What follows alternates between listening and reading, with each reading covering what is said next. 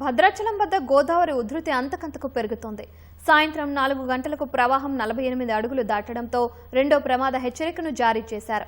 ఉదయం 10 గంటలకు 43 అడుగులకు చేరుకోగా మొదటి ప్రమాద హెచ్చరిక జారీ చేసింది.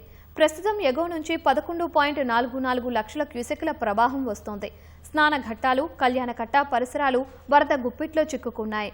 భద్రాచలంలో బ్యాక్ వాటర్ ఎత్తిపోసేందుకు కరకట్ట వద్ద ఏర్పాటు చేసిన మోటార్లు పనిచేయటం లేదు. దీంతో రామాలయం ఎదురుగా ఉన్న అన్నదాన సత్రం చుట్టూ వరద చుట్టుముట్టింది. వరద మరింత పెరిగే అవకాశం ఉందని అధికారులు అంచనా వేస్తున్నారు.